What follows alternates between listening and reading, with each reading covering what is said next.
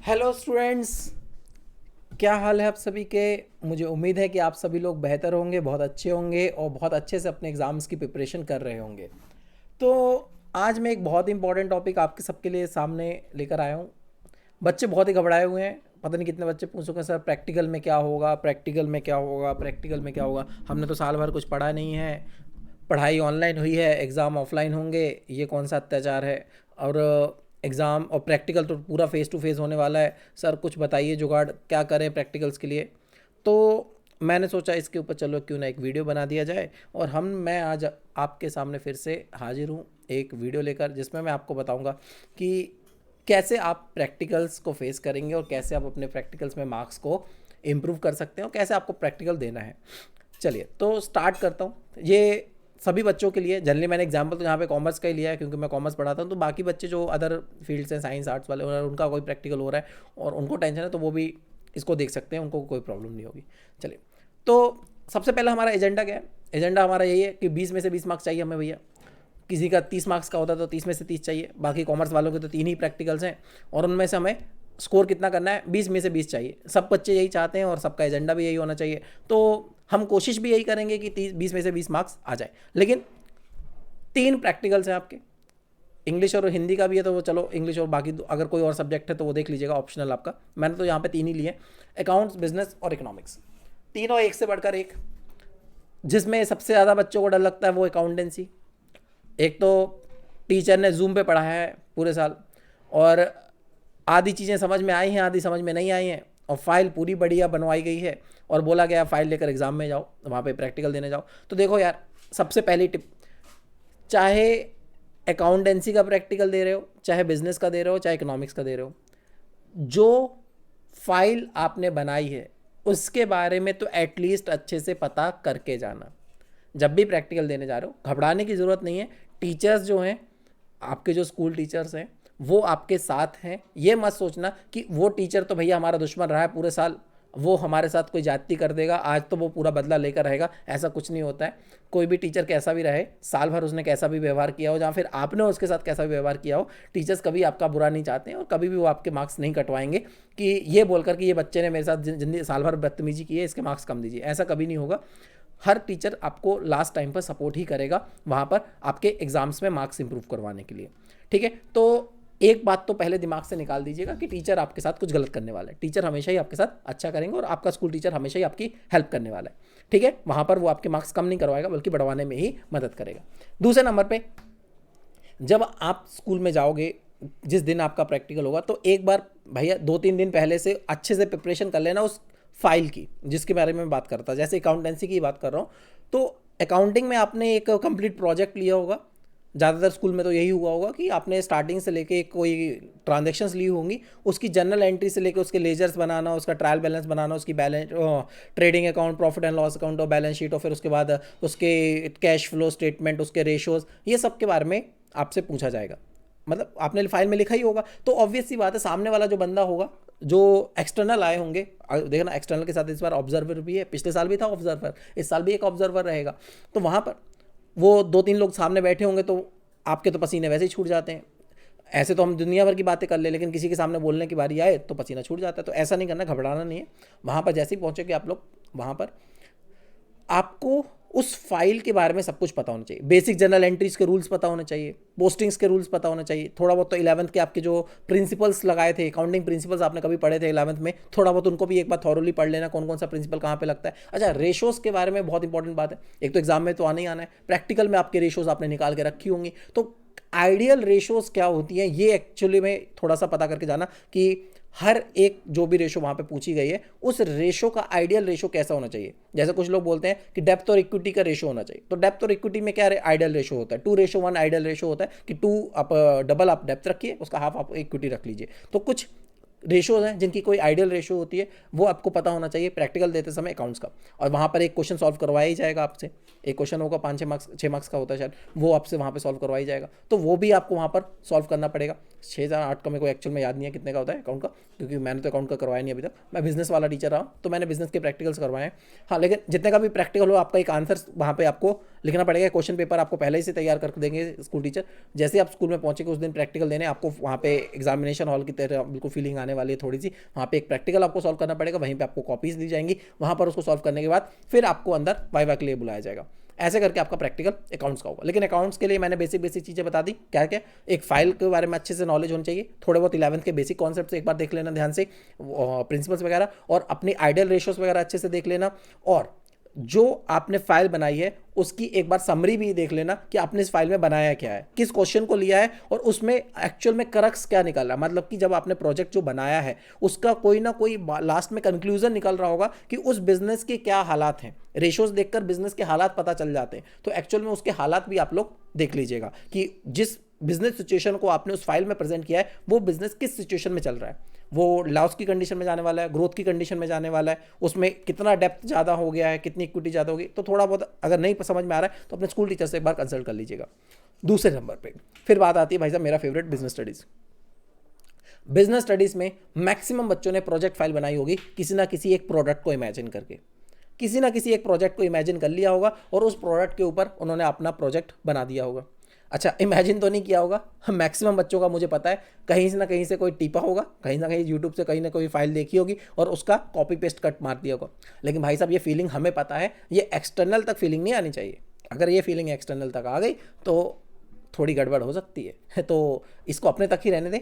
External को हमें ये फील दिलवाना है कि जो जो हमने फाइल बनाई है ना भाई साहब, ये हमने पूरी श्रद्धा के साथ, श्रद्धा कपूर नहीं, अपने मन की फुल डेडिकेशन के साथ हमने इसको बनाया है। तो कैसे बनाया उस फाइल को, वो आपको कैसे इमेजिन करना कि मान लीजिए वो प्रोडक्ट आपकी कंपनी का प्रोडक्ट है, जो आपने उस फाइल में प्रेजेंट किया है वो आप ही की कंपनी का प्रोडक्ट है, आपने खुद उसको बनाया और आप आज स्टार्ट कर रहे हो उस बिजनेस को, नया स्टार्टअप लेने जा रहे हो। तो आपको उसके बारे में एक एक चीज पता होना चाहिए कि आपने उसका जो पैकिंग लिया है वो ऐसा साइज का पैकिंग क्यों लिया है। क्यों? क्योंकि उसकी डिमांड ज़्यादा है मार्केट में, क्योंकि लोग उसको इस तरह की पैकिंग को अप्रोच कर रहे हैं। आपने एडवर्टाइजमेंट पे इतना पैसा बजट अलॉट किया है, एडवर्टाइजमेंट कर रहे हो, आप कौन से तरह का एडवर्टाइजमेंट कर रहे हो सकता है आपने सोशल एडवर्टाइजमेंट बहुत सारा किया, सोशल मीडिया, क्योंकि आजकल यूथ ट्रेंडी वे मांग रहे हैं। आपके प्रोडक्ट का एक पॉइंट तो सामने वाला पूछेगा ही पूछेगा कि ऐसा तुम्हारे प्रोडक्ट में, तुम्हारे बिस्किट में, तुम्हारे रियल यूज में, तुम्हारे ये चॉकलेट में, चोको मोको क्रंच में, इन सब में ऐसा यूनिक क्या है जो बाहर जो कॉम्पिटिटर्स बना रहे हैं उनमें नहीं है। तो आपको अपने प्रोडक्ट का यूनिक सेलिंग प्रोपोजिशन पता होना चाहिए, यूनिक सेलिंग पॉइंट पता होना चाहिए कि आपका प्रोडक्ट बाकियों के प्रोडक्ट से किस तरह से डिफरेंट है।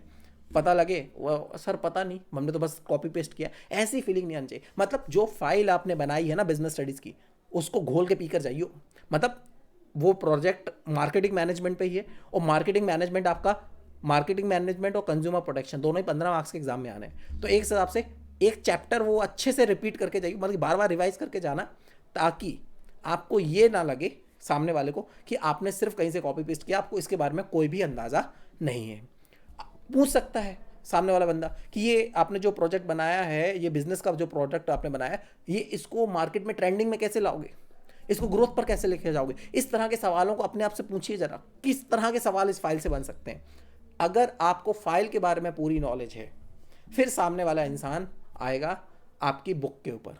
तो भाई साहब एग्जाम में तो मार्क्स चाहिए ही हैं, तो 12 के 12 चैप्टर भी पढ़ लीजिए, थोड़ा सा ओवरव्यू तो लेके जाइए। अगर प्रिपरेशन पूरी नहीं हुई अभी तक तो अच्छे से पढ़ लेना, थोड़ा सा जितना भी कर सको, और कॉन्फिडेंट रहना वहाँ पर।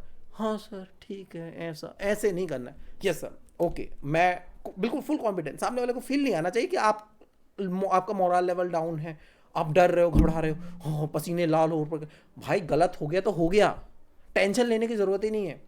आपका स्कूल टीचर वहाँ पे सामने बैठा हुआ है साथ में, वो बाद में संभाल लेगा सब, टेंशन ही नहीं। गलत हो जाएगा तो हो जाने देना, लेकिन अपना कॉन्फिडेंस मत लो होने देना।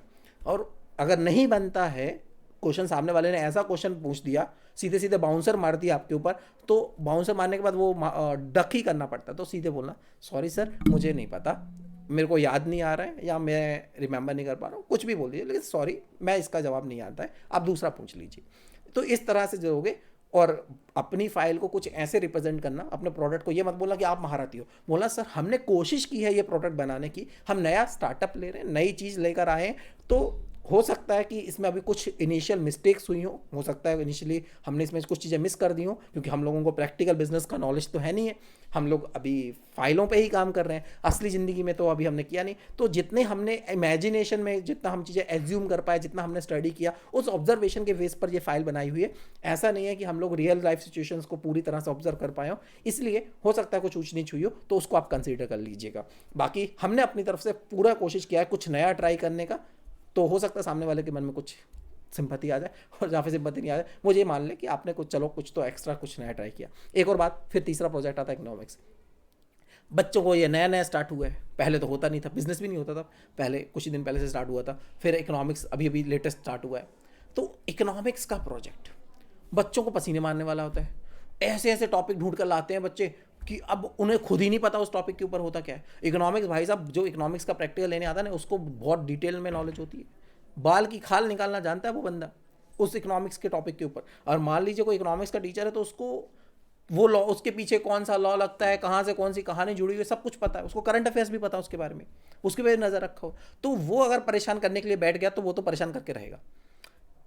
उससे परेशान होने से बचने के लिए सबसे पहली बात, यहाँ पर आपने जो टॉपिक चूज किया है उसको तो अच्छे से समझ ही लेना। तीनों में यही कंडीशन है, जो आपने फाइल बनाई है उसको तो पूरी डिटेल में समझ लेना, उससे जुड़ी हुई हर एक बारीकी आपको पता होनी चाहिए। इतनी बारीकी भी नहीं कि आपको यूपीएससी क्रैक करना है, लेकिन जितना आपने फाइल में लिखा है उतना आपको बारीकी उसके बारे में पता होनी चाहिए। एग्जाम्पल के लिए मान लीजिए आपने ह्यूमन कैपिटल फॉर्मेशन के ऊपर लिखा है, कोई फाइल बनाई है ह्यूमन कैपिटल फॉर्मेशन पे। अब आपको पता होना चाहिए ह्यूमन कैपिटल फॉर्मेशन क्या होता है, किन तरीकों से किया जाता है, देश में, हमारे देश में ऐसी समस्याएं क्या है कि हमारे देश में ह्यूमन कैपिटल फॉर्मेशन नहीं हो पा रहा है, और आप ऐसा क्या कर सकते हो जिससे ह्यूमन कैपिटल फॉर्मेशन हो सकता है। ये सब बातें आपको पता होनी चाहिए, मतलब ओवरऑल आपको फाइल के बारे में कंप्लीट नॉलेज होनी चाहिए। अब टीचर पूछेगा कि सर बेटा आपने यही प्रोजेक्ट क्यों चूज किया, ये तो आपको पता है कि आपको कहीं से कट कॉपी पेस्ट करने के लिए मिल गया होगा, वो आपने लिख दिया, तो कृपया ये जवाब मत देना सर वहाँ पे टीपने के लिए मिल गया था और हमने टीप दिया। वहाँ पर ये बोलना है आपको कि सर मुझे ये टॉपिक थोड़ा सा इंटरेस्टिंग लगा, कुछ नया लगा जहाँ पर जानने लायक, तो हमने कोशिश की है कि हम कोई नया टॉपिक अपनी नॉलेज को बढ़ाने के लिए इसको प्रोजेक्ट पे लाएं। हो सकता है मैंने सारी चीज़ें उस पर इम्प्लीमेंट ना कर पाई हूँ, और जहाँ हो सकता है मेरे को पूरी इन्फॉर्मेशन ना मिल पाई हो, लेकिन फिर भी मैंने कुछ नया ट्राई करने की कोशिश की है। तो आप देख लीजिए, मेरे को जितना बनता था, जितनी मैंने रिसर्च कर पाई अपनी तरफ से, तो मैंने पूरी कोशिश की है। अगर कुछ मिस होता तो उसके लिए क्षमा चाहते हैं, आगे से हम इंप्रूव करेंगे। फिलहाल अभी मैंने जितना रिसर्च किया वो अपनी तरफ से मैंने बेस्ट किया है, और जितना मुझे पता है मैंने अपनी तरफ से वो बेस्ट किया है। तो ये ऐसा हो सकता है सामने वाला समझ ले कि चलो बच्चे ने कुछ एक्स्ट्रा कुछ किया है, तो आपको मार्क्स दे सकता है। अब कुछ ये थी आपको फाइल से जुड़ी हुई टिप्स कि आपको अपने फाइल के बारे में तो पता होना ही चाहिए, साथ में छोटी छोटी कॉमन चीज़ें भी पता होनी चाहिए, बेसिक बेसिक चीज़ें, ज़्यादा गहराइयों में लेकर नहीं। आपको जितने भी आपके बुक के चैप्टर हैं वो पता होने चाहिए। कई बार एग्जामिनर सीधे पूछ लेता है आपके बुक में कितने यूनिट्स हैं, तो आप जो रिफ्रेशर फॉलो करते हो वो ठीक है, तो आपको रिफ्रेशर के अकॉर्डिंग नहीं बताना पड़ता। कई बार मेरे सामने मैं बैठा हुआ था, इकोनॉमिक्स का प्रैक्टिकल लेने एक्सटर्नल आए हुए थे केवी से, केंद्रीय विद्यालय से, और बच्चों से उन्होंने पूछ लिया अच्छा बताइए बेटा आपकी जो इकोनॉमिक्स की बुक है इसमें कितने यूनिट्स हैं। अब किसी ने संदीप गर्ग से पढ़ कर रखा, किसी ने विकी और से पढ़ रखा है, दोनों में चैप्टर नंबर अलग अलग हो जाते हैं। तो यहाँ पर आपको रेफरेंस बुक का रेफरेंस नहीं देना पड़ता है, हमें एनसीईआरटी का रेफरेंस देना पड़ता है। तो एक बार एनसीईआरटी देख लीजिएगा, एनसीईआरटी के अकॉर्डिंग कितने यूनिट्स निकलते हैं और उनके अंदर कितने कितने चैप्टर्स निकलते हैं, तो वो भी देख लीजिएगा, कम से कम इतना तो पता होना चाहिए। और सब चैप्टर्स का मतलब क्या होता है, उसका बेसिक मीनिंग क्या होता है, उसमें क्या चीज़ टॉपिक है, और ये पढ़ने से आपको क्या फ़ायदा मिलने वाला है, इनके बारे में भी आपको पता होना चाहिए। तो ये कुछ मैंने आपको बातें थी जो मैंने आपको बताई हैं। मेरा नाम भारत अनुरागी है, आप मेरे को फॉलो कर सकते हैं यहाँ पर टेलीग्राम पर, वहाँ पर मैंने बहुत सारे लेक्चर्स की लिंक डली हुई है।